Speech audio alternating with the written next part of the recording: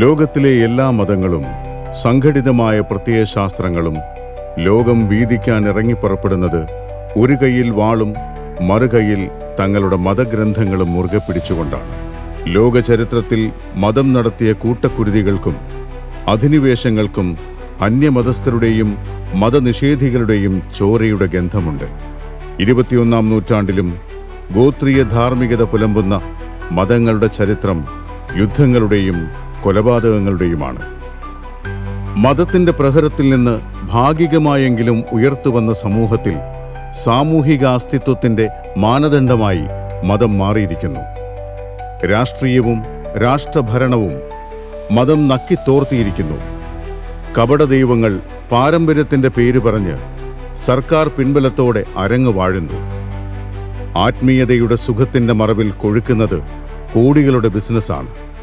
ഇനിയും അവതരിക്കാത്ത ദൈവങ്ങൾക്കായി മനുഷ്യനെ തമ്മിലടിപ്പിക്കുന്ന പുരോഹിതവർഗവും അവരുടെ സ്വർഗനരകത്തിന്റെ കൊതിയും പേടിപ്പിക്കലും കപടദേശീയതയുടെ പേരിൽ ഇല്ലാത്ത സുവർണ ഭൂതകാല കുളിരിൽ തങ്ങളുടെ ആരാധനാലയങ്ങളുടെ അവശിഷ്ടങ്ങൾക്കായി കുഴികൾ തോണ്ടുന്നവർ മറ്റൊരിടത്ത്.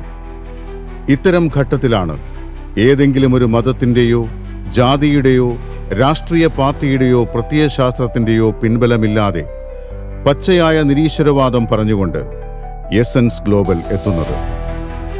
മതം നടത്തിയ തരംതിരിവുകൾക്കപ്പുറം മാനവികതയ്ക്കും ശാസ്ത്രീയ തെളിവുകൾക്കും പ്രാധാന്യം നൽകുന്ന ഒരു സംഘടനയുടെ പ്രസക്തി എത്രത്തോളമുണ്ടെന്ന തിരിച്ചറിവിൽ നിന്നാണ് എസൻസ് രൂപീകൃതമാകുന്നത്.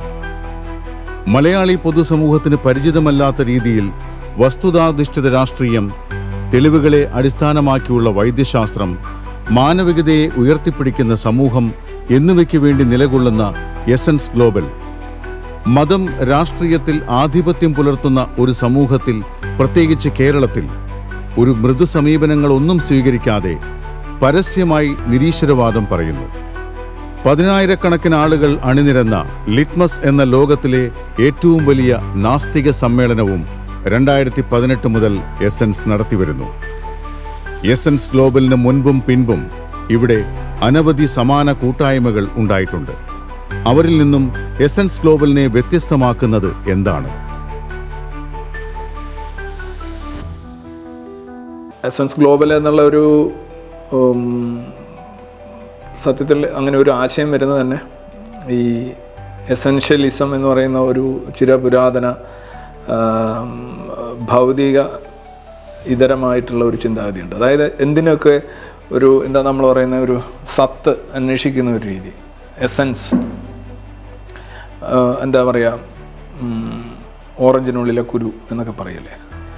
അപ്പം അത് തന്നെയാണ് ഈ പ്രപഞ്ചത്തിൻ്റെയും എല്ലാത്തിൻ്റെയും കാരണമായിട്ട് ഒരു ഏക കാരണം എന്നൊക്കെയുള്ള തെറ്റായിട്ടുള്ള ഒരു വാദത്തിലേക്ക് എത്തിച്ചേരുന്നത് ഒരു എസൻസ്, ഒരു കോർ ഉണ്ട് എന്നുള്ളതാണ്.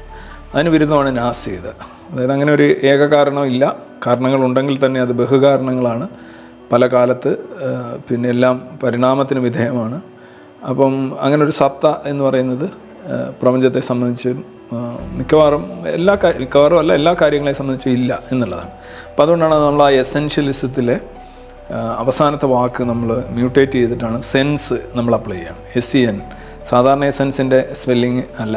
അപ്പോൾ പലരും എസൻസ് എന്ന് പറയുമ്പോൾ സത്താവാദം സത്ത് എന്നൊക്കെ പറഞ്ഞ് പല ആളുകളും കമൻറ്റ് ചെയ്യുന്നതാണ്, വിദ്യാസമ്പന്നരായിട്ടുള്ള ആളുകളും. അവർ നോർമലി ആ രീതിയിൽ നമ്മൾ ആ പേരിൽ പോലും ഉദ്ദേശിക്കുന്ന കാര്യം അവർ മനസ്സിലാക്കില്ല. എസെൻസ് ആണ്, not essence in the real sense.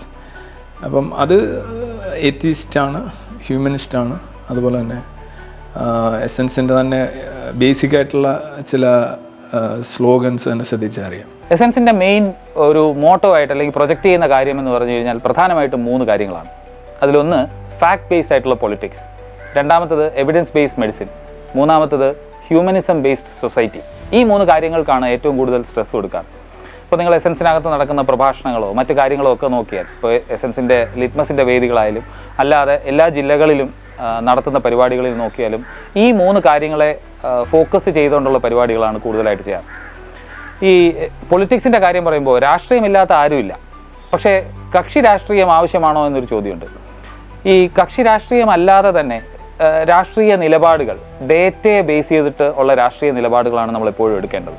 അപ്പോൾ അതിനുവേണ്ടി ഏറ്റവും ഡേറ്റ കൂടുതൽ കളക്ട് ചെയ്തിട്ട് ഏതാണ് ശരിയായ തീരുമാനം എന്ന് നമ്മൾ ആളുകളെയും മനസ്സിലാക്കാനായിട്ട് എസെൻസ് എല്ലാ കാലത്തും ശ്രമിച്ചിട്ടുണ്ട്. ശാസ്ത്രം നമുക്കൊരു തുണയാവുകയാണ്, അതൊരു ഗൈഡിങ് ആയിട്ടുള്ള ഒരു ലൈറ്റ് ഹൗസ് പോലെ വരികയാണ്.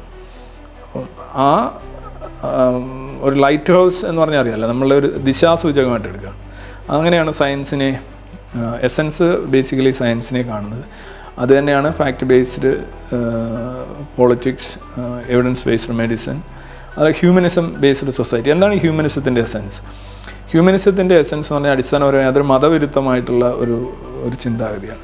തെളിവുകൾ ഉണ്ടായിരിക്കണമെന്ന് മാത്രമല്ല, ലഭ്യമായ തെളിവുകൾ ശാസ്ത്രീയമായിരിക്കണം. തെളിവുകളുടെ പിൻബലത്തോടെ പറയുന്ന കാര്യങ്ങൾ മനുഷ്യർക്ക് ഗുണപ്രദമാവണം. മത ഇടങ്ങൾ കൂടുതൽ മതേതരവും, മതേതര ഇടങ്ങൾ കൂടുതൽ മതരഹിതവും, മതരഹിത ഇടങ്ങൾ കൂടുതൽ മാനവികമാകണമെന്നുമാണ് എസെൻസ് നിലപാട്. എസെൻസ് ഗ്ലോബൽ ബേസിക്കലി സ്വാതന്ത്ര്യം, മനുഷ്യന് വ്യക്തി സ്വാതന്ത്ര്യം, വ്യക്തി, ഇതിനൊക്കെ ഒരുപാട് പ്രാധാന്യം കൊടുക്കുന്ന ഒരു കൂട്ടായ്മയാണ്. നമ്മളുടെ ഒരു വീക്ഷണം തന്നെ അങ്ങനെയാണ്. അത് മറ്റ് സമാനമായിട്ടുള്ള, ഇപ്പോൾ ഉദാഹരണമായിട്ട് മതത്തെ വിമർശിക്കുന്ന മറ്റ് സംഘടനകളുണ്ടാകാം. പക്ഷേ അവർ ചിലപ്പം ജാതിയെ പിന്തുണയ്ക്കുന്നുണ്ടാവും, ജാതികൾക്ക് വേണ്ടി വാദിക്കുകയും വീരോടെ പോരടിക്കുകയും ചെയ്യുന്നുണ്ടാവും. മതങ്ങളുടെ സംരക്ഷണം ഏറ്റെടുക്കുന്ന മതവിമർശകർ എന്ന് പറയുന്നവർ ഇവിടെ ഉണ്ട്. മതങ്ങൾ, ഏതെങ്കിലും ഒരു മതം നല്ലതാണ്, അതിനെ ആരും ഒന്നും ചെയ്യരുത്, അതിനെ പ്രൊട്ടക്റ്റ് ചെയ്യണം, അവരുടെ ഒരു വക്കാലത്ത് ഏറ്റെടുക്കുക. അതുപോലെ തന്നെ ചില പാർട്ടികൾ, രാഷ്ട്രീയ പാർട്ടി, കക്ഷി രാഷ്ട്രീയം എന്ന് പറഞ്ഞാൽ അറിയാമല്ലോ. അപ്പോൾ കക്ഷി രാഷ്ട്രീയ ജോലിയായിട്ട് ഈ മതവിമർശനം അതിനൊരു മറയായിട്ട് ഉപയോഗിക്കുന്ന ആളുകളുണ്ട്. അപ്പോൾ അവിടെ വെച്ചൊക്കെ അങ്ങനെയൊക്കെ വെച്ച് നോക്കുമ്പോൾ ഒരു പാർട്ടിപ്പണിയോ മതപ്പണിയോ ജാതിപ്പണിയോ ഇല്ലാത്ത ഒരു സംഘടന എന്ന് പറയുന്നത് എസെൻസ് മാത്രമാണ് എൻ്റെ അറിവിൽ. കാര്യം നമ്മൾ ഒരു തീരുമാനം എടുക്കുന്നതിൽ ഈ പറയുന്ന 3 കൂട്ടരോട് നമ്മൾ അന്വേഷിക്കാറില്ല, 3 കൂട്ടർ നമ്മളെ സ്വാധീനിക്കാറില്ല. നമ്മൾ സ്വതന്ത്രരാണ് ആ കാര്യത്തിൽ. എസെൻസിൽ ഒരു തീരുമാനം, അല്ലെങ്കിൽ ഒരു എസെൻസ് ഒരു പരിപാടി അവതരിപ്പിക്കുന്ന, അല്ലെങ്കിൽ ഒരു കാര്യം പറയാനായിട്ട് എങ്ങോട്ടെങ്കിലും വിളിച്ചു ചോദിക്കേണ്ട കാര്യമില്ല എന്നുള്ളതാണ്. അത് എസെൻസിൻ്റെ ഒരു നിലപാടെന്ന് പറയുന്നത് തന്നെ എന്താണോ fact, even if you do not like it, or even നിങ്ങളെ അത് ഹേർട്ട് ചെയ്യുന്നൊരു കാര്യമാണെങ്കിലും ഫാക്റ്റും എവിഡൻസും തെളിക്കുന്ന സ്ഥലത്തോട്ട് പോവുക എന്നുള്ളതാണ്. അതുപോലെ തന്നെ വ്യക്തിയുടെ സ്വാതന്ത്ര്യം പരമപ്രധാനമാണ്. ഫ്രീഡം ഈസ് ഓവർ റിലീജിയൻ എന്ന് നമ്മൾ ആലങ്കാരികമായിട്ട് പറയാറുണ്ട്. അതിൻ്റെ അർത്ഥം എത്രയേ ഉള്ളൂ, ഒരു വ്യക്തിക്ക് മറ്റെല്ലാ കാര്യങ്ങളും ഉണ്ടെങ്കിൽ, പ്രത്യേകിച്ച് ഫുഡ്, ഷെൽട്ടർ, വാട്ടർ, ഓക്സിജനൊക്കെ കഴിഞ്ഞാൽ സ്വാതന്ത്ര്യമാണ്. പിന്നെ ഈ പറയുന്ന സാധനങ്ങൾക്കെല്ലാം എന്തെങ്കിലും ഒരു വില ഉണ്ടാവണമെങ്കിലും സ്വാതന്ത്ര്യം ഉണ്ടെങ്കിലേ പറ്റും. പരമാവധി സ്വാതന്ത്ര്യം, പരമാവധി സന്തോഷം, മറ്റുള്ളവർക്ക് ഏറ്റവും കുറച്ച് വേദന, ഏറ്റവും കുറച്ച് നിരാകരണം, ഇതാണ് എസെൻസ് മുന്നോട്ട് വെക്കുന്നത്. അപ്പോൾ അങ്ങനെ നോക്കുമ്പോൾ എനിക്ക് തോന്നുന്ന എസെൻസിന് എന്തെങ്കിലും ഒരു സമാനതകൾ ഉള്ളതായിട്ട് എനിക്ക് തോന്നുന്നില്ല. വളരെ വിദഗ്ധമായിട്ടുള്ള ഒരു കൂട്ടായ്മയാണ്. കേരളം മുന്നേ അനുഭവിച്ചിട്ടില്ലാത്ത ഒരു പ്രസ്ഥാനമാണ്.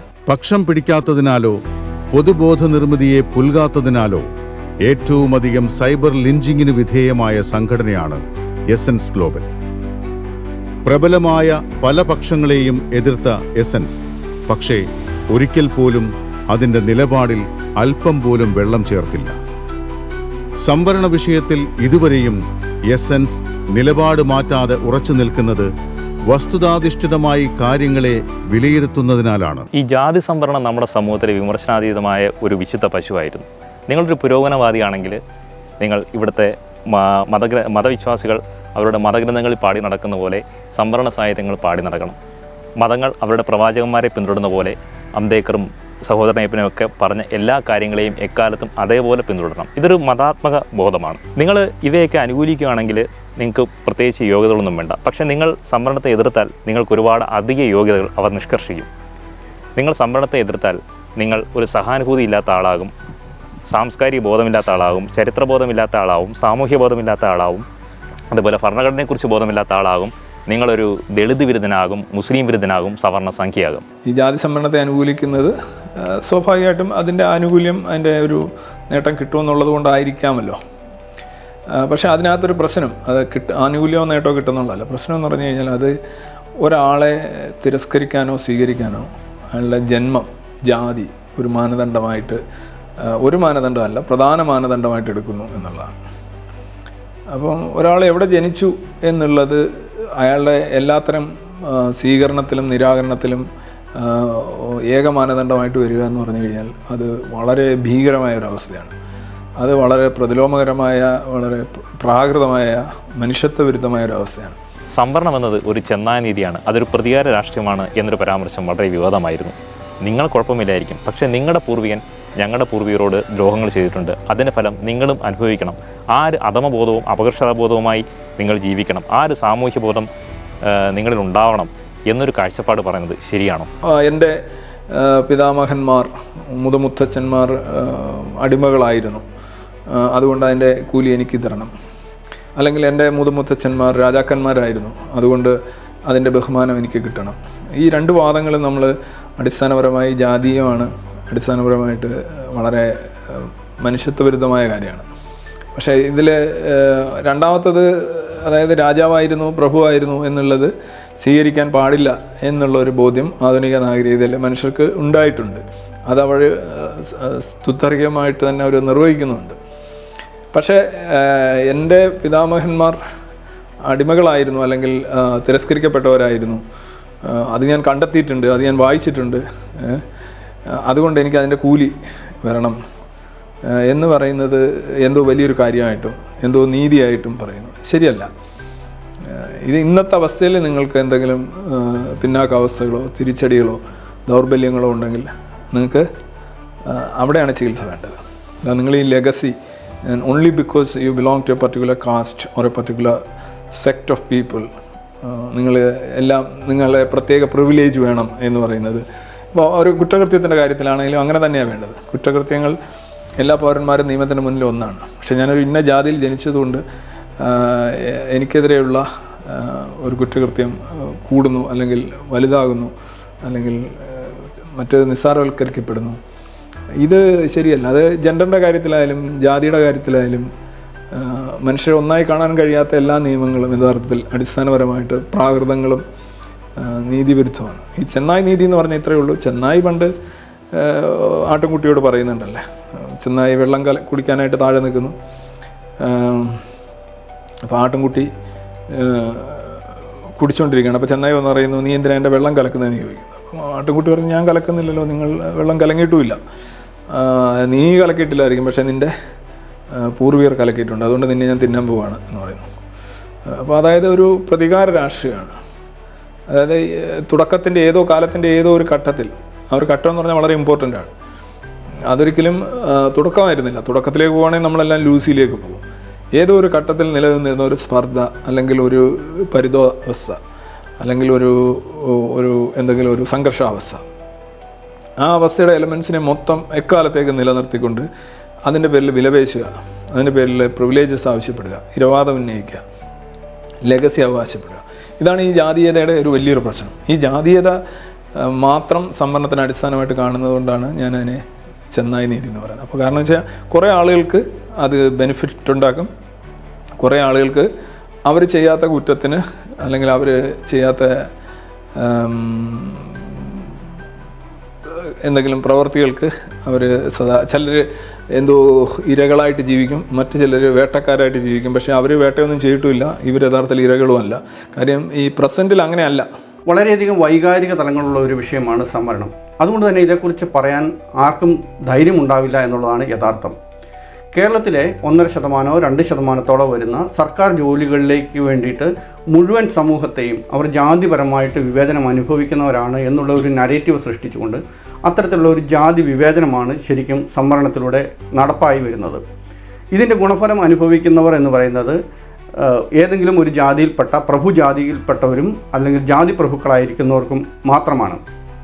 ഇതേക്കുറിച്ച് നിരന്തരമായിട്ട് എസൻസ് പറഞ്ഞുകൊണ്ടിരിക്കുന്നതാണ്. പക്ഷേ അതിൻ്റെ യഥാർത്ഥത്തിലേക്ക് നമ്മളിപ്പോൾ കാര്യങ്ങൾ പലപ്പോഴും എത്തിച്ചേർന്നുകൊണ്ടിരിക്കുകയാണ്. നമ്മൾ പറഞ്ഞിരുന്ന പല കാര്യങ്ങളും ശരിയാണ് എന്നുള്ളതാണ് ഈ കാലത്ത് കാണുന്ന പല വാർത്തകളും നമ്മൾ കണ്ടുകൊണ്ടിരിക്കുന്നത്. സംവരണത്തെക്കുറിച്ച് ഞാൻ പറഞ്ഞ ഒരു കാര്യവും യഥാർത്ഥത്തിൽ എന്താ പറയുക, തിരുത്തേണ്ട കാര്യവും വന്നിട്ടില്ല. എല്ലാം ശരിയായി അത് വന്നു എന്നുള്ളത്. അതാണ് ഞാൻ ഈ വസ്തുനിഷ്ഠമായ രാഷ്ട്രീയം എന്ന് പറയുന്നത്. ഇപ്പോൾ എല്ലാവർക്കും ജാതി സംവരണമായി. എല്ലാവർക്കും ജാതി സംവരണമായെന്ന് പറയുമ്പോൾ വളരെ വ്യക്തമല്ലേ. 50% കടക്കുന്നു ജാതി സംവരണം. ജാതി സംവരണം ഇല്ലാത്ത ജാതികളില്ല. പിന്നെ നോക്കൂ, ഇനി സംവരണത്തിൻ്റെ തോത് വർദ്ധിക്കുകയാണ്. ഇപ്പോൾ പ്രൈവറ്റ് പബ്ലിക് പൊതുമേഖലാ സ്ഥാപനങ്ങളിലും സർക്കാർ തലത്തിലുമാണ് സംവരണമെങ്കിൽ ഇനി ഉന്നയിക്കാൻ പോകുന്നത് വേറെ അടുത്ത തലത്തിലേക്കായിരിക്കും, പിന്നെ അടുത്ത തലത്തിലേക്കായിരിക്കും. അതായത് ഇത് ആർക്കും വിട്ടുകളയാൻ, ഇതിൻ്റെ ഒരു മുന്തിരി ചാറ് ഒരിക്കലും ഭുജിച്ചവൻ പിന്നെ അത് വിട്ടുകളയില്ല. കാരണം ഇത് ഭയങ്കര ഒരു നല്ല സെറ്റപ്പാണ്. കാരണം ഇത് മുന്നോക്കക്കാർക്കും ശക്തർക്കും മികവുള്ളവർക്കും ആണ് ഇതിൻ്റെ ഗുണം കിട്ടുന്നത്. കാരണം ഒരു ജാതിയിൽ പെട്ടാൽ മതി, ഞാനൊരു പർട്ടിക്കുലർ ജാതിയിൽ ബിലോങ് ചെയ്തു എന്നുള്ളതാണ് എൻ്റെ ഏറ്റവും വലിയൊരു ക്രെഡിറ്റ്. ഇപ്പോൾ നമ്മൾ പണ്ട് ഈ നമ്പൂതിരിമാരുടെയൊക്കെ ഒരു ആധിപത്യത്തിൻ്റെ അടിസ്ഥാനം ചിലപ്പം ഒരു ഈവൻ എന്താ പറയുന്നത് ബുദ്ധിപരമായി പ്രശ്നമുള്ള ആളാണെങ്കിൽ പോലും അയാൾ നമ്പൂതിരിയാണ് എന്നുള്ള രീതിയിൽ മറ്റേ കലാഭവൻ മണിയുടെ ഒരു ക്യാരക്ടർ ഏതോ 6-ാം തമ്പുരാനിൽ പറയുന്നുണ്ടല്ലോ, 6-ാം തമ്പുരാനോ ഏതോ ഒരു സിനിമയ്ക്കകത്ത് അയാളെ പൊക്കിയെടുക്കുന്ന അയാൾ നമ്പൂതിരി ആയതുകൊണ്ട് മാത്രമാണ്. അപ്പോൾ നമ്പൂതിരി ആയിക്കഴിഞ്ഞാൽ അയാൾ ഏതവസ്ഥയിലാണെങ്കിലും അയാൾ മഹാനാണ് എന്നുള്ളൊരു ഇതുണ്ട്. ഇത് തന്നെയല്ലേ ഇതിനകത്തുള്ളത്. നിങ്ങളൊരു ജാതിയിൽ ആയി കിട്ടിക്കഴിഞ്ഞാൽ നിങ്ങൾ ഭയങ്കര സംഭവമായി, നിങ്ങൾ ഭയങ്കര സ്പെഷ്യൽ പ്രിവിലേജ് ആവും, നിങ്ങൾ ഭയങ്കര ഇരവാദിയാവും. നിങ്ങൾക്കെതിരെ ആരും ഒന്നും ചെയ്തിട്ടില്ല, പക്ഷേ നിങ്ങൾ പറയുന്നു ഇങ്ങനെ പണ്ട്.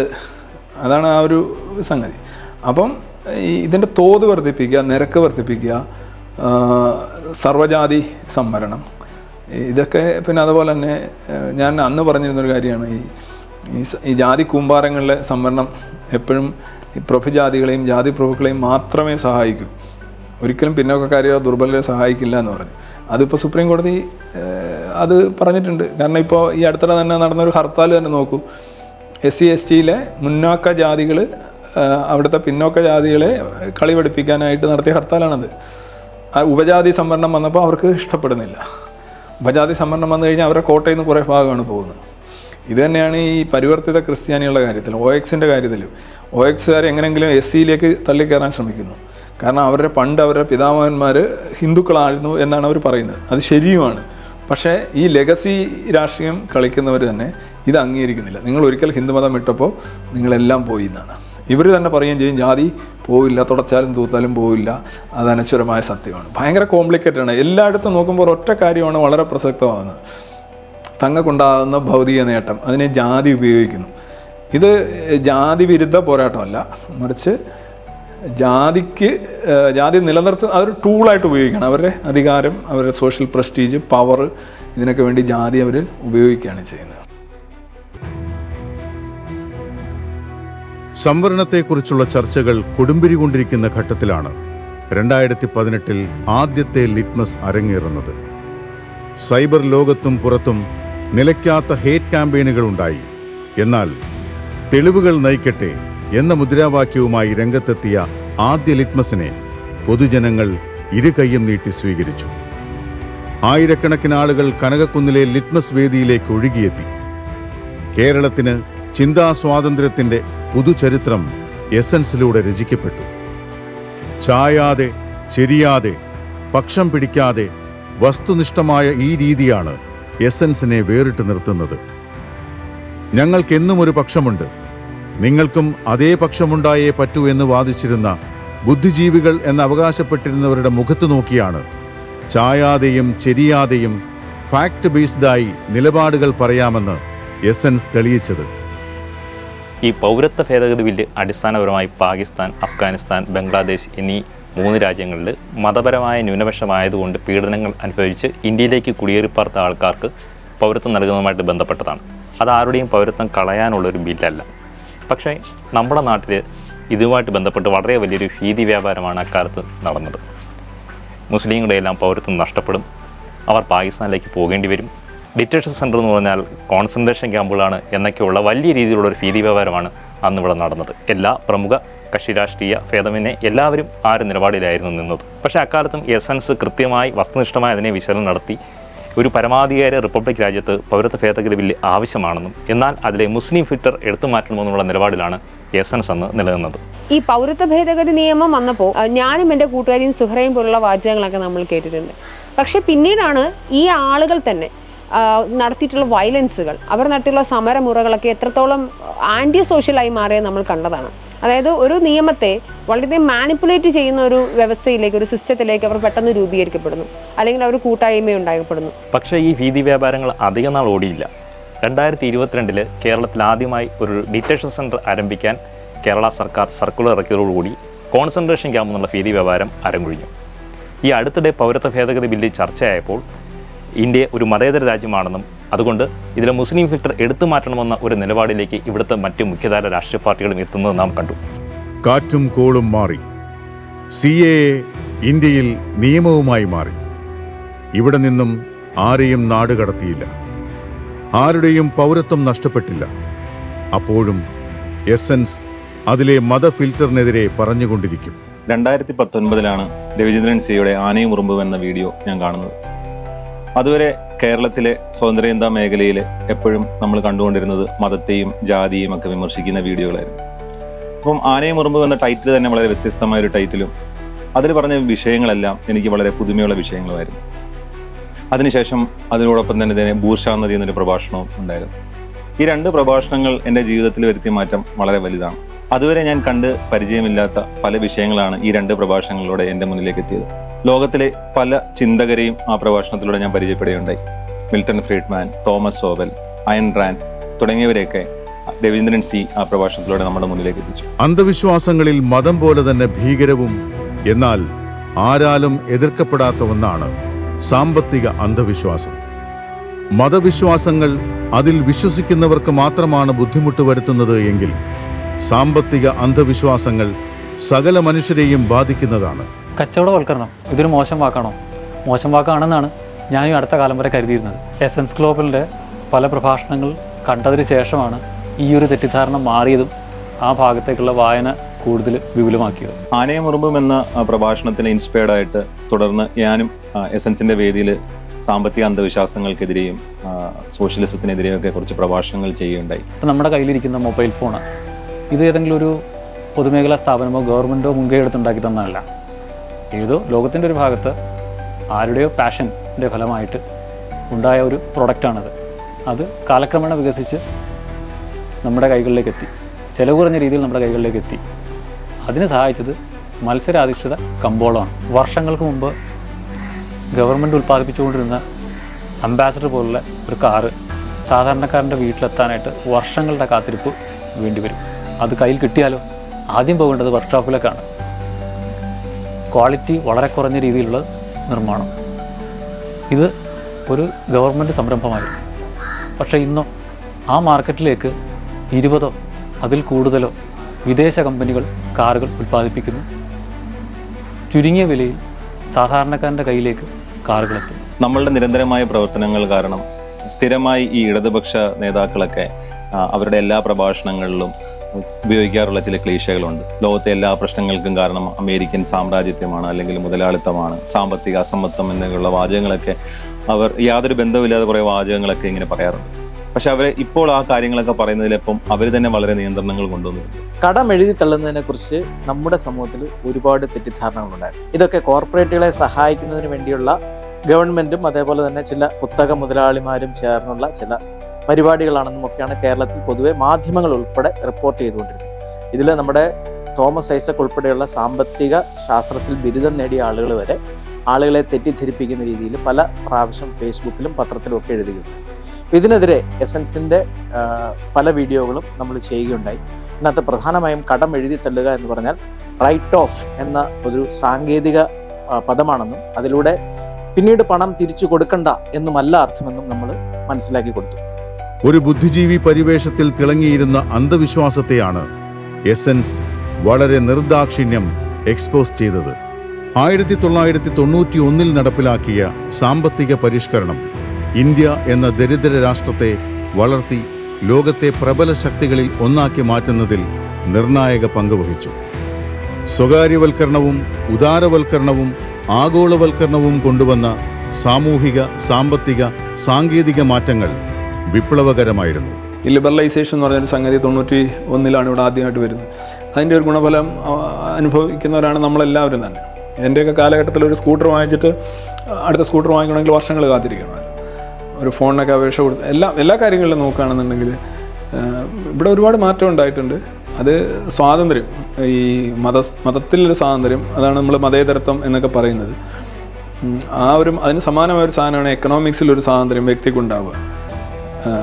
ഈ അടഞ്ഞ വ്യവസ്ഥകളിൽ എപ്പോഴും ഗവൺമെൻറ് അല്ലെങ്കിൽ പാർട്ടിയാണ് നിശ്ചയിക്കുന്നത് നിങ്ങൾ എന്ത് കൃഷി ചെയ്യണം, എന്ത് ഉൽപ്പാദിപ്പിക്കണം, എവിടെ വിൽക്കണം.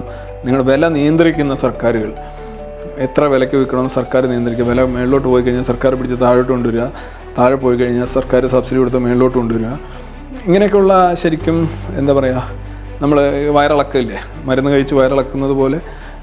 അല്ലെങ്കിൽ ഇത് ബേസിക്കലി ഇത് സ്വാഭാവികമായിട്ട് നടന്നു പോകേണ്ട കാര്യമാണ്. വില ഉയരുന്നുണ്ടെങ്കിൽ അതിന് അടിസ്ഥാനപരമായിട്ട് ആ സാധനത്തിന് ലഭ്യത കുറവാണ്, അതിന് ഡിമാൻഡ് കൂടുതലുണ്ടെന്നാണ് അർത്ഥം. അതിൻ്റെ പുറകെ ഒരു സർക്കാർ എന്നിങ്ങനെ പുറകെ പോയി തിരിച്ചു പിടിച്ചു കൊണ്ടുവരേണ്ട കാര്യമൊന്നുമില്ല. എന്നാൽ നിരവധി മാറ്റങ്ങൾ വന്നിട്ടും മെച്ചപ്പെട്ട ജീവിത നിലവാരത്തിലേക്ക് ഉയരാൻ കഴിയാതെ പോയവരായിരുന്നു ഇന്ത്യയിലെ കർഷകർ. അധ്വാനിക്കുന്നതിനൊത്ത കൂലി കിട്ടാത്ത കർഷകനെ ആധുനികവൽക്കരിക്കാനാണ് കാർഷിക ബില്ല് രംഗത്ത് വരുന്നത്. നമ്മൾ പറഞ്ഞിരുന്നു, കർഷകനെ സംബന്ധിച്ചിടത്തോളം അവനുണ്ടാക്കുന്ന വസ്തുക്കൾ അവനിഷ്ടമുള്ള കമ്പോളത്തിൽ അവനിഷ്ടപ്പെടുന്ന വിലയ്ക്ക് ഇഷ്ടമുള്ളവർക്ക് വിൽക്കാനുള്ള ഒരു സ്വാതന്ത്ര്യം ഉണ്ടാവണം. അതേപോലെ തന്നെ സ്വകാര്യ മുതൽ മുടക്കുകളും ആ രംഗത്തേക്ക് വരുമ്പോൾ മാത്രമേ കാർഷിക വൃത്തി ഒരു കർഷകനെ സംബന്ധിച്ചിടത്തോളം ലാഭകരമായിട്ട് മുമ്പോട്ട് പോകാനായിട്ട് സാധിക്കുകയുള്ളൂ എന്ന് പറഞ്ഞിരുന്നു. പക്ഷേ ഇതിനൊക്കെ എതിരായിട്ട് വലിയ തോതിലുള്ള പ്രതിഷേധങ്ങളുമൊക്കെ ഉണ്ടായിരുന്നുവെങ്കിലും ഇപ്പോൾ ഈ അടുത്ത കാലത്ത് വന്നിരിക്കുന്ന പല വാർത്തകളും നമ്മളെ സൂചിപ്പിക്കുന്നത് ഇത് നമ്മൾ പറഞ്ഞിരുന്ന കാര്യം വളരെ കറക്റ്റായിരുന്നു എന്നുള്ളതാണ്. കാരണം കർഷകർക്ക് അവരുടെ കാർഷിക വസ്തുക്കൾ ഈ മണ്ഡി വഴി മാത്രമല്ലാതെ വിൽക്കാൻ പറ്റില്ല എന്നുള്ള സാഹചര്യം വരികയും മണ്ഡികളിൽ അവർ നിശ്ചയിച്ചിരിക്കുന്ന ഒരു വിലയ്ക്ക് കൊടുത്തു കഴിഞ്ഞാൽ കർഷകർക്ക് ലാഭകരമല്ല എന്ന് വരികയും ചെയ്യുമ്പോൾ കർഷകർ വഴിയരികിൽ അത് കൂട്ടിയിട്ട് നശിപ്പിച്ച് കളയുന്ന ഒരു സാഹചര്യം നമ്മൾ ഈ പത്രമാധ്യമങ്ങളിലൂടെ കണ്ടു. അതുകൊണ്ട് നമ്മൾ അന്ന് പറഞ്ഞിരുന്ന ആ കാര്യങ്ങൾ വളരെ കൃത്യമാണ് എന്നുള്ളതാണ് നമ്മൾ ഇതുവഴി കാണുന്നത്.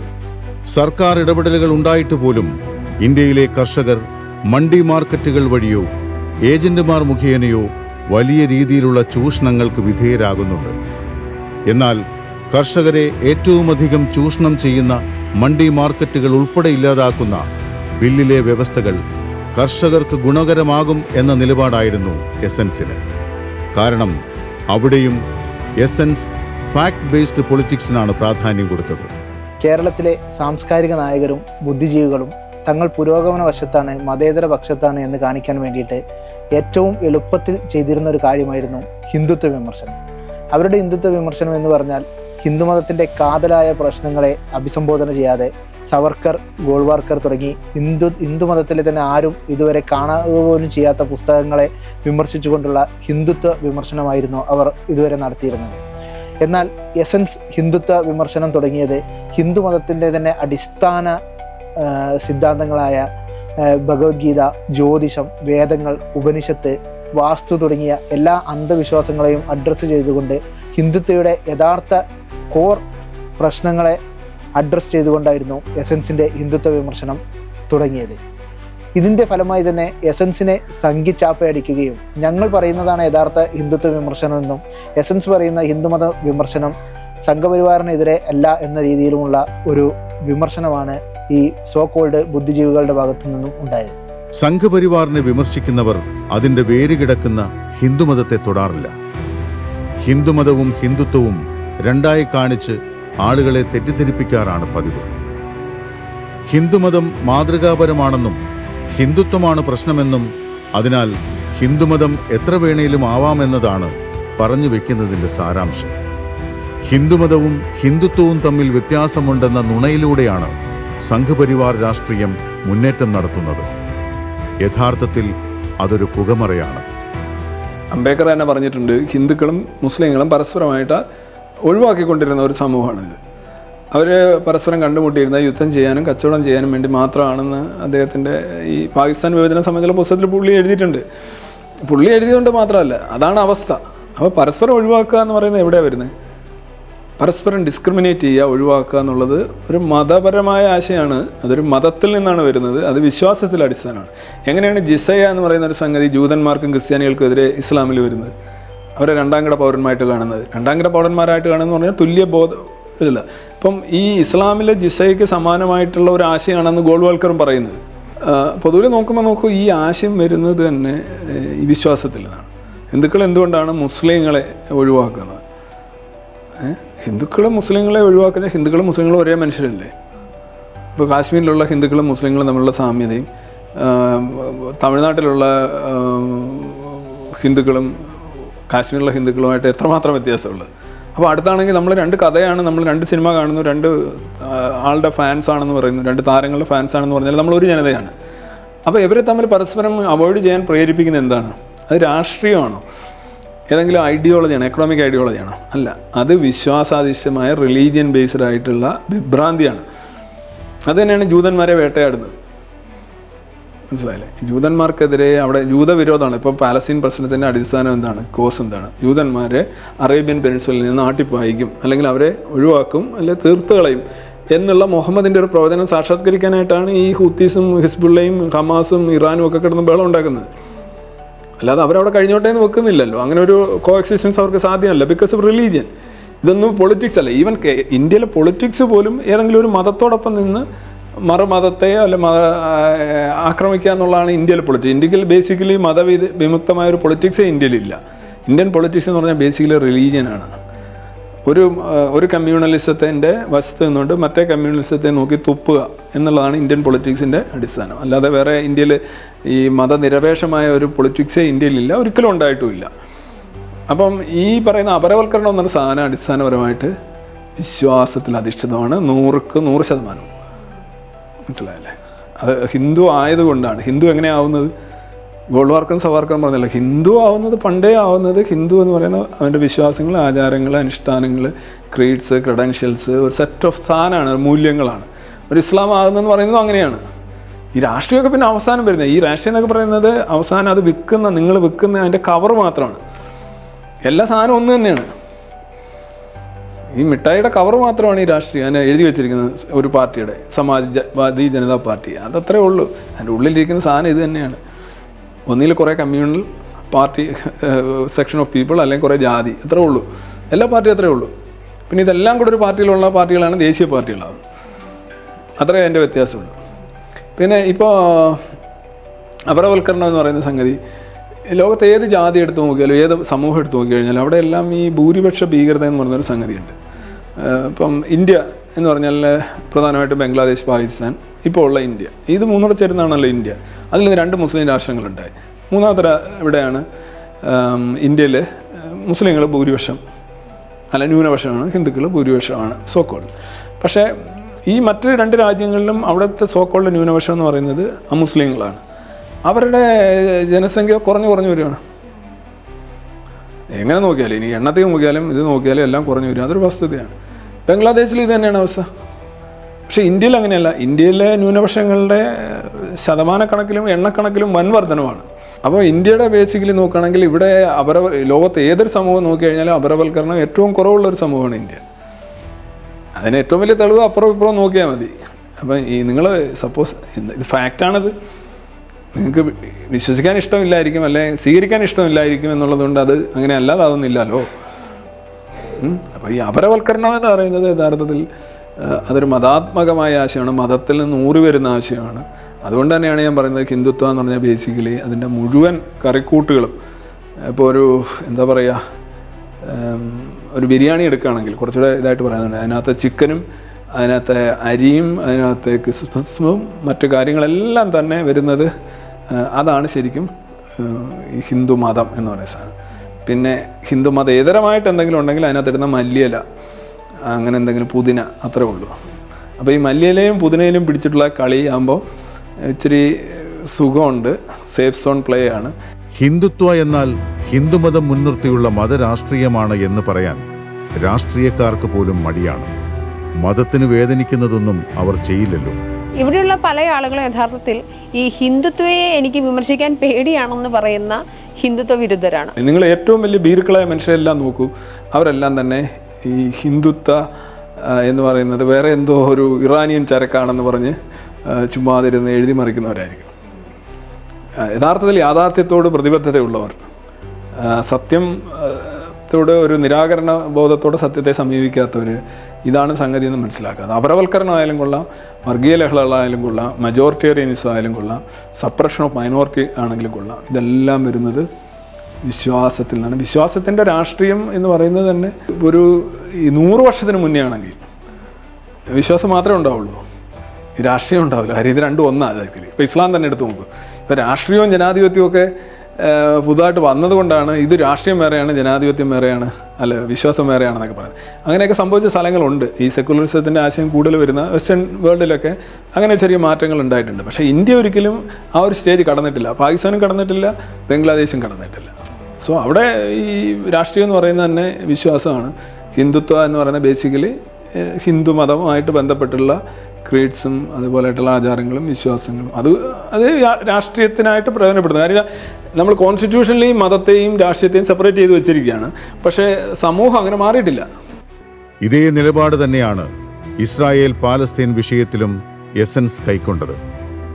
വൈകാരികമായോ പൊതുബോധത്തിനനുസരിച്ചോ അല്ല ഏതൊരു വിഷയത്തെയും സമീപിക്കേണ്ടത് എന്ന് പറയുമ്പോൾ പാലസ്തീൻ വിഷയത്തിൽ ചരിത്രവും പ്രാക്ടിക്കലായ പരിഹാരത്തിൻ്റെ പശ്ചാത്തലവുമാണ് നിലപാട് പറയാൻ അടിസ്ഥാനമാക്കിയത്.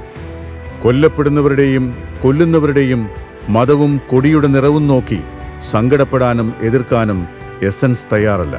ഓരോ വിഷയത്തിലും എന്ത് പറയണമെന്നും അങ്ങനെ പറയാൻ വേണ്ടി മുന്നോട്ട് വന്നാൽ ആ വിഷയം ഏത് സ്വഭാവത്തിൽ എങ്ങനെ പറയണമെന്നും പറഞ്ഞുകൊണ്ട് അതിന് അതിർവരമ്പുകളും അതിന് സീമകളും സൃഷ്ടിച്ചുകൊണ്ട് കാര്യങ്ങൾ ചെയ്തു വെക്കുന്ന ഒരു രീതി, അത് ലോകത്ത് നിന്ന് കണ്ടുവരുന്ന ഒരു കാര്യമാണ്. നമ്മളതിന് പറയാറുണ്ട് ഈ വോക്ക് കൾച്ചർ എന്ന് പറയുന്ന ഒരു വിഷയവും അതുമായി ബന്ധപ്പെടുത്തിക്കൊണ്ട് തന്നെ പറയാറുള്ള ഇസ്ലാമോ ലെഫ്റ്റ് എന്ന് പറയുന്ന ഒരു ആക്സിസും അവർ നിശ്ചയിക്കുന്ന രീതികളും, ഇതാണ് നമ്മൾ എപ്പോഴും പറയാറുള്ളത്.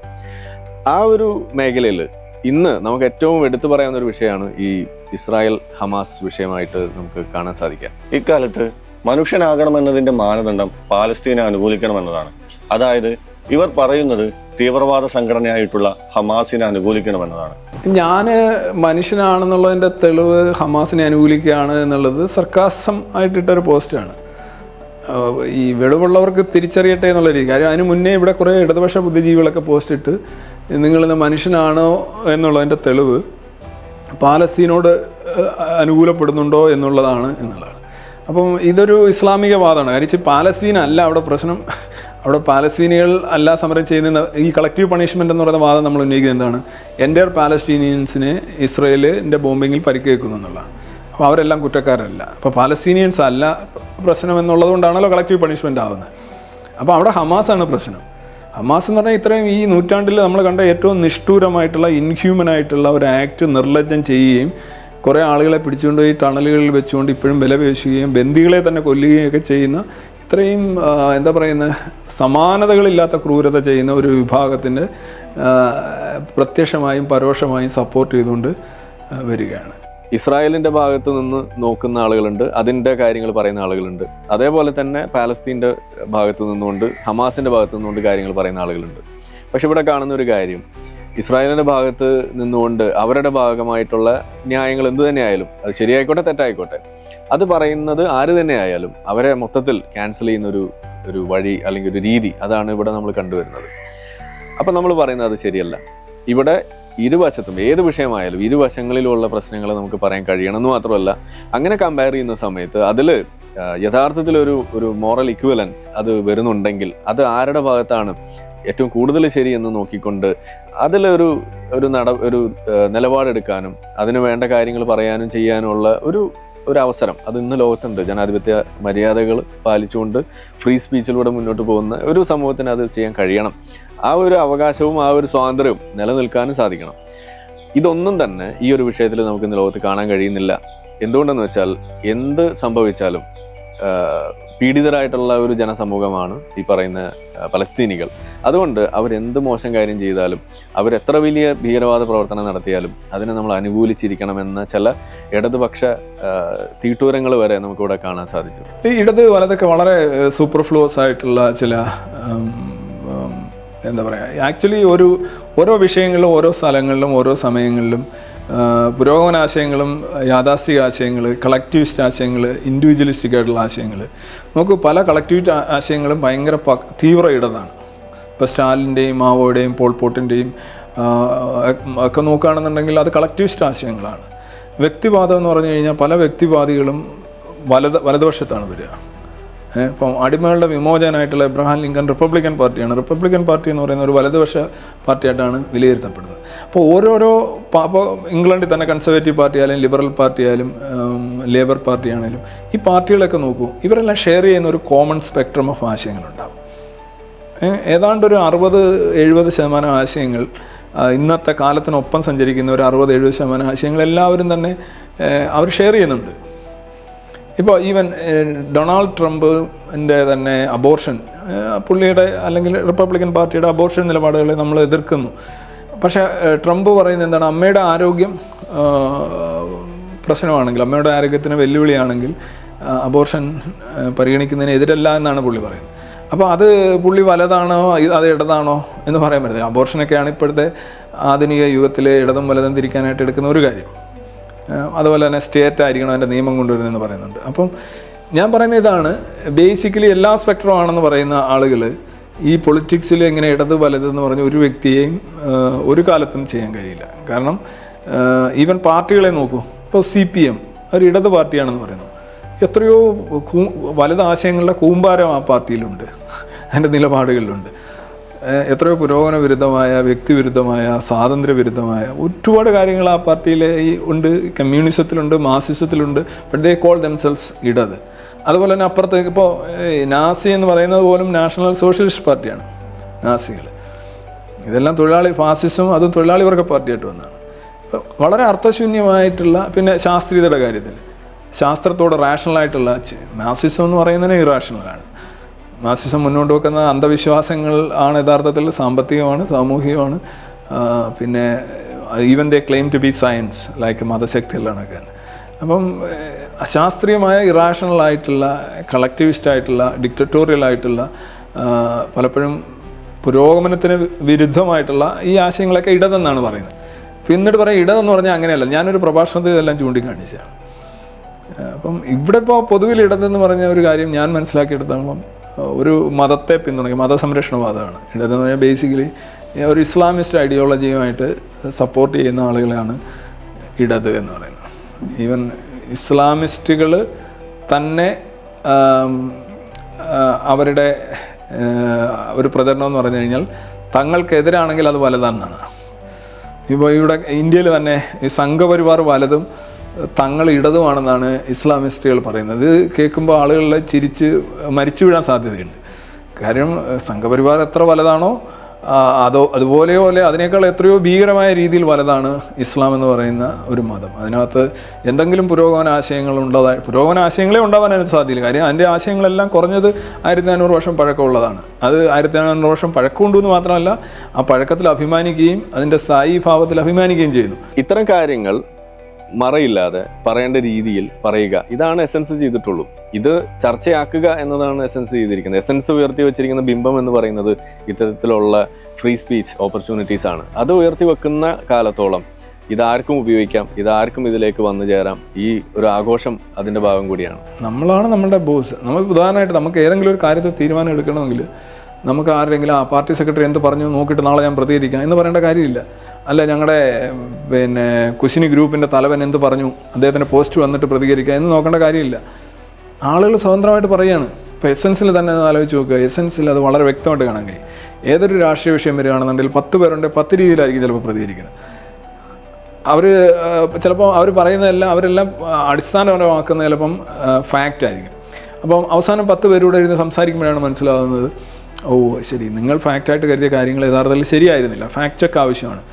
അപ്പം അവസാനം ഒരു വാദത്തിലേക്കോ അല്ലെങ്കിൽ ഒരു ആശയത്തിലേക്കോ വരും. അപ്പോൾ അവർ എല്ലാവരും അതനുസരിച്ച് പോകും. അല്ലെന്നുണ്ടെങ്കിൽ അഭിപ്രായ വ്യത്യാസങ്ങൾ നിലനിർത്തിക്കൊണ്ട് തന്നെ പരസ്പരം സ്നേഹിച്ചും സഹകരിച്ചും മുന്നോട്ട് പോകും. Individuals can be different, your opinions can be different. Individuals already different ആണ്, opinions also can be different and you have the right to hold your view. അത് നിങ്ങളുടെ ഒരു വിശ്വാസം അല്ലെങ്കിൽ നിങ്ങളുടെ ഒരു ചിന്ത, ഒരു കൺവിക്ഷൻ നിലനിർത്തുന്നുണ്ട്. അത് നിങ്ങളെ പുറത്താക്കാനോ അല്ലെങ്കിൽ നിങ്ങൾക്കെതിരെ കലാപം ഉണ്ടാക്കാനോ ഉള്ളൊരു കാര്യമല്ല. ഇപ്പോൾ എസൻസ് ഗ്ലോബലിൽ തന്നെ ഈ അടുത്തിടെയായിട്ട് വ്യത്യസ്ത അഭിപ്രായമുള്ളവർ അവർ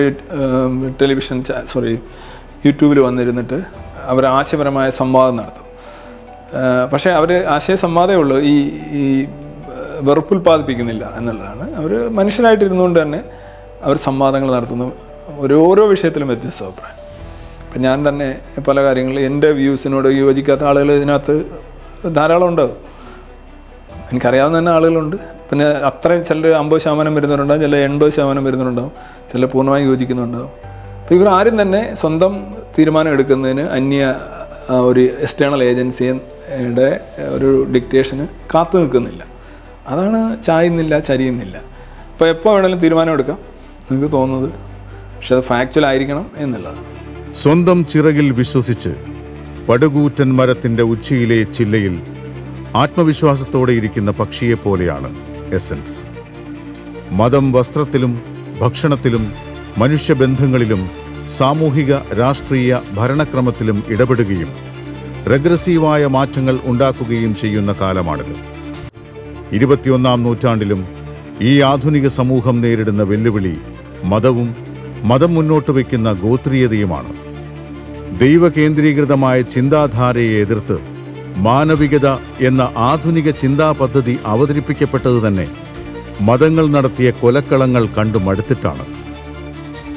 ദൈവവിശ്വാസം എന്നത് സകല അന്ധവിശ്വാസങ്ങളുടെയും ഉറവിടമാകുമ്പോൾ മതത്തിൻ്റെയോ മതകഥാപാത്രമായ ദൈവങ്ങളുടെയോ താരാട്ടോ തലോടലോ ആവശ്യമില്ലെന്ന് ആർജവത്തോടെ പറയുന്ന, അശാസ്ത്രീയതയ്ക്കെതിരെ ഉറക്കെ സംസാരിക്കുന്ന, തെളിവുകളാണ് പ്രധാനമെന്ന് നിലപാടെടുക്കുന്ന, മതപ്പണിയും ജാതിപ്പണിയും പാർട്ടിപ്പണിയുമില്ലാതെ വ്യക്തിയാണ് പ്രധാനമെന്ന് പറയുന്ന ഒരു കൂട്ടം ആളുകൾ ഇതാ വീണ്ടും ഒത്തുകൂടാനെത്തുന്നു. മതം എന്ന് പറഞ്ഞാൽ സർവാത്മന ഈ സർവം ഭരിക്കുന്ന ഒരു അവസ്ഥയാണുള്ളത് എല്ലായിടത്തും. ഇപ്പോൾ രാഷ്ട്രീയക്കാരായാലും കോടതിയായാലും അയ്യോ മതമാണ് കാര്യത്തിൽ ഞങ്ങളൊന്നും പറയുന്നില്ല, എന്നാൽ മതമാണ്. മതം എന്ന് പറഞ്ഞാൽ എന്താ പറയുന്ന ഒരു ഡിബേറ്റ് സ്റ്റോപ്പറായിട്ട് നമ്മുടെ സമൂഹത്തിൽ നിൽക്കുന്നുണ്ട്. അറിഞ്ഞോ അറിയാതെ എല്ലാവരും അതിനെ തെറ്റാണ് മതം, അത് നിങ്ങൾക്ക് നിങ്ങളുടെ വിശ്വാസം. അപ്പോൾ ഭയങ്കര ഉദാരമാണ് മതത്തിൻ്റെ ഭീകരതകളും മതത്തിൻ്റെ നെഗറ്റിവിറ്റികളും നമ്മളങ്ങ് ഭയങ്കരമായിട്ട് സഹിക്കുകയാണ്. അപ്പോൾ നമ്മുടെ രാഷ്ട്രീയമായാലും പൊതുസമൂഹമായാലും ഈ മതത്തിനെതിരെയുള്ള, മതത്തെ പരിഷ്കരിക്കാനോ അല്ലെങ്കിൽ അതിനെ എതിർക്കാനോ ഉള്ള ഒരു പൊളിറ്റിക്സിന് ഒരു സ്കോപ്പും ഇല്ല. നമ്മുടെ മുഖ്യധാര ചാനലുകളോ പേപ്പറുകളോ ഒക്കെ എടുത്തു നോക്കുക, രാഷ്ട്രീയം എടുത്തു നോക്കുക. ഒരാൾ പോലും താനൊരു നിരീശ്വരവാദിയാണ് അല്ലെങ്കിൽ മതനിഷേധിയാണെന്ന് പറഞ്ഞ് ഇലക്ഷൻ പോലും നിൽക്കാൻ വന്ന ആരും വോട്ട് കൊടുക്കുന്നുമില്ല, അല്ല ആ ഒരു പാർട്ടികൾ നിർത്തുന്നുമില്ല. അപ്പോൾ ഇങ്ങനെയൊക്കെ വരുമ്പോൾ ബേസിക്കലി ഈ മതം തകരേണ്ടതെന്ന് പറഞ്ഞാൽ ആധുനികതയുടെ സംസ്കാരത്തിൻ്റെ ഒരു വലിയൊരു ഈറ്റുനോവാണ് മതത്തിൻ്റെ തകർച്ച, അല്ലെങ്കിൽ ക്ഷയിക്കുകയെങ്കിലും വേണം. ഇപ്പം യൂറോപ്യനിൽ തന്നെയാണെങ്കിലും മതം തകരുമ്പോഴാണ് ശരിക്കും അവിടെ സെക്കുലറിസവും ശാസ്ത്രവും ഒക്കെ ഒരുപാട് മുന്നോട്ട് വരുന്നത്.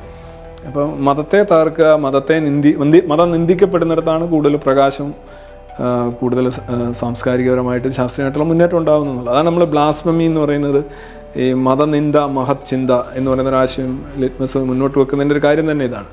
അപ്പം മതം ഒരു എന്താ പറയുന്ന ഒരു ഇൻവിൻസിബിളായിട്ടുള്ള ഒരു സാധനമാണ് എന്നൊരു വാദം അതിനെ താർക്കുക.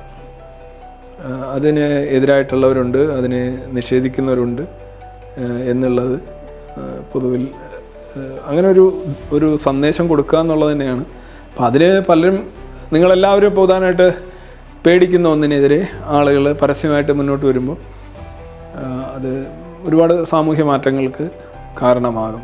പലർക്കും ആത്മവിശ്വാസം നൽകും, ഉള്ളവർക്ക് കുറച്ചുകൂടെ കരുത്തോടെ മുന്നോട്ട് പോകാൻ കഴിയും, പുറത്തു വരാൻ ആഗ്രഹിക്കുന്നവർക്ക് പുറത്തു വരാൻ കഴിയും.